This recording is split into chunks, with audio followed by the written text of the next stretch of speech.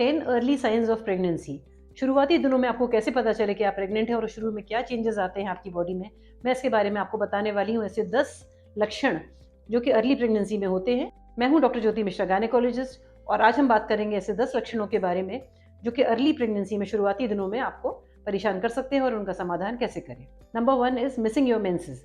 अगर किसी लेडी को रेगुलर मेंसेस 28-30 डेज साइकिल है, उसके अचानक से पीरियड्स बंद हो जाते हैं और अगर वो प्रेगनेंसी के लिए ट्राई कर रही थी तो 99% उसको प्रेगनेंसी ही हुई है। इसमें आप बाजार में अवेलेबल किट से टेस्ट कर सकती हैं और अगर 2 लाइंस आती हैं इसका मतलब आप प्रेग्नेंट हैं।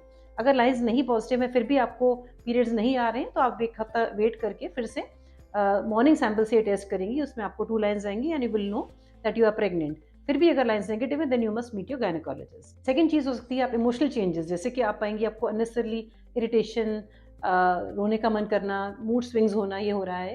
ये यूजुअली प्रोजेस्टेरोन हार्मोन से होता है। ये उसी तरह से है जिसको हम पीएमएस कहते हैं, जो मेंसेस के कुछ दिन पहले लेडीज को पीएमएस होता है, प्री मेंस्ट्रुअल सिंड्रोम। वही हार्मोन अभी आपकी बॉडी में है हाई लेवल पे, इसलिए आपको उस तरह के सिम्टम्स अभी हो सकते हैं। नंबर 3 आता है आपको इजीली टायर्डनेस फील होगी। आपको अचानक से मन करेगा बिना कोई ज़्यादा एक्सर्शन के कि मुझे बहुत थकान हो रही है। ये इसलिए होता है क्योंकि आपका हार्ट जोर से ब्लड पंप कर रहा है, ब्लड वॉल्यूम बढ़ रही है, हार्मोन्स एक्ट कर रहे हैं। तो that is another sign of early pregnancy. चौथा जो आपको लक्षण होगा दैट इज ब्रेस्ट में पेन होना। आपको नॉर्मली भी पेन हो सकता है, या आप बात के टाइम जरा सा आपका हाथ लगे उस समय आप पाएंगी कि छूने से भी दर्द हो रहा है। ब्रेस्ट टेंडरनेस, ये भी एक साइन है, एक लक्षण है अर्ली प्रेगनेंसी का। नंबर 5 लक्षण है इंक्रीज यूरिनरी फ्रीक्वेंसी, बार बार यूरिन जाने की इच्छा होना।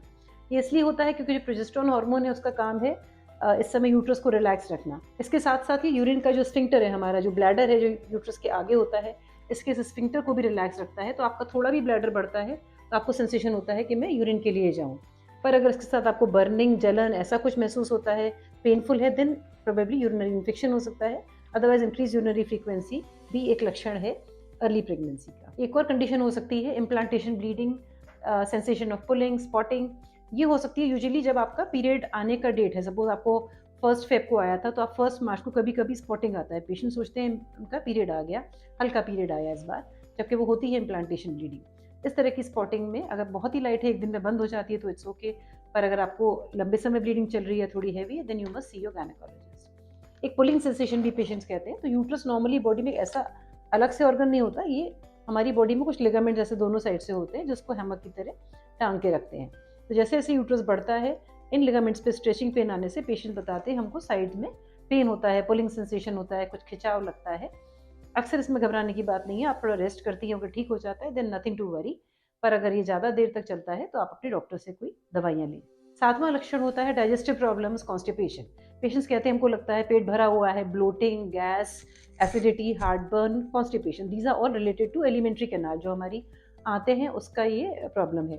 क्योंकि प्रोजेस्टेरोन हार्मोन है और उसका काम है सारे ऑर्गन्स को रिलैक्स रखना, तो जो गैस्ट्रिक एम्प्टिंग होती थी हमारे फूड पाइप, इसोफेगस से जो खाना जाता था और स्टमक से बाहर आगे की तरफ बढ़ता था, वो थोड़ा सा डिले हो जाता है।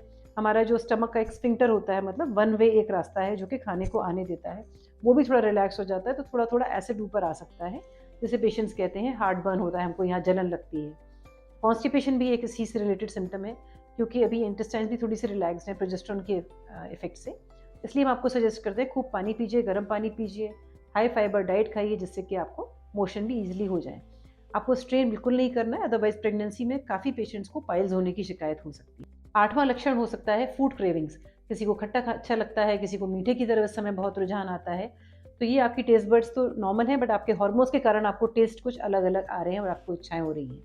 तो मेक श्योर जो भी आप खाएं, आपको अगर मीठा खट्टा जो पसंद है वो खाइए, बट एक तो घर का बना खाएं, और बेबी के लिए उसका क्या न्यूट्रिशन वैल्यू है इस फूड को देख के पहले ये समझिए, then you should consume that food item. अक्सर ये फूड क्रेविंग्स आपके कुछ समय जैसे फर्स्ट ट्राइमेस्टर खत्म होगा ये सब ठीक हो जाएगा। 9वां लक्षण है मॉर्निंग सिकनेस। मॉर्निंग सिकनेस मतलब कि सुबह सुबह उल्टी जैसा मन करना, जिसको हम कहते हैं नोजिया, या उल्टियाँ होना, इसको हम कहते हैं वॉमिटिंग्स। ये यूजुअली बहुत अर्ली नहीं आती है, ये 6 वीक्स के बाद आती है, क्योंकि बीटा एससीजी हार्मोन जो आपकी बॉडी में राइज कर रहा है, this is a pregnancy hormone, इसकी लेवल जब हाई होती है तभी ये वॉमिटिंग शुरू होती है। ट्विंस जहाँ पे कि बीटा एससीजी काफ़ी हाई होता है उनको वॉमिटिंग ज़्यादा होती है। बट एक ये डिपेंड करता है आपके एज अ सब्जेक्ट भी। अगर आपकी फैमिली हिस्ट्री, आपकी मदर, सिस्टर सबको बहुत ज़्यादा वॉमिटिंग्स थी, या आपकी पहली प्रेगनेंसी में बहुत वॉमिटिंग्स थी, तो क्वाइट लाइकली आपको इस प्रेगनेंसी में भी काफ़ी वॉमिटिंग्स होंगी।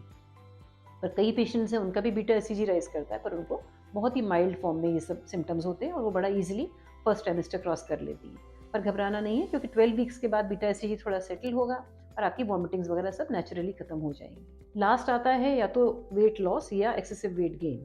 अक्सर हम पाते हैं पेशेंट्स का थोड़ा सा आधा 1 किलो वजन कम हो जाता है शुरू के 3 महीनों में, क्योंकि एक तो उनको कुछ स्मेल्स पसंद नहीं है, खाने में भी कुछ स्पेसिफिक चॉइसेस हो जाती हैं और ऊपर से वॉमिटिंग्स हैं, so they are not able to eat well. पर हम समझाते हैं कि इनको न्यूट्रिशियस खाना खिलाएं, प्रोटीन इंटेक बढ़ाएं इनका, जिससे कि इनको न्यूट्रिशन सारा मिले। पर पहले 3 महीने में अगर आधा किलो वजन कम भी हो गया, नहीं बढ़ा, तो बहुत ज़्यादा घबराने की बात नहीं है। वेट गेन तब होता है जब घर वाले बहुत ही इमोशनली उनको सपोर्ट करने में बहुत ज़्यादा खिलाते हैं और पेशेंट को उठने भी नहीं देते पलंग से। ऐसे केसेस में वेट गेन हो जाता है, which is not advisable at all. तो आपको लाइट एक्टिविटीज़ रखनी है, लाइट मूवमेंट रखना है, जो आप पहले से एक्सरसाइज करती थी हल्की फुल्की वो करते रहिए, क्योंकि पहले 3 महीने थोड़े से रिस्क के होते हैं, इसलिए हम बहुत एग्रेसिव एक्सरसाइज या अचानक से कोई एक्सरसाइज नहीं शुरू करना, वो हम एडवाइज नहीं करते।